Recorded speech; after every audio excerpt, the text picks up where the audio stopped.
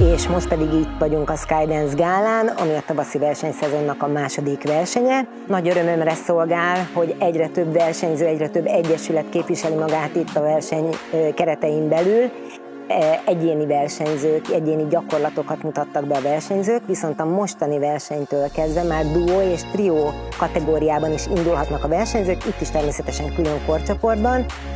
Úgyhogy 2022 tavaszán az első pécsi versenyünkön tartottunk két fitness versenyt, ahol, ha jól emlékszem, 9 vagy 11 versenyző indult.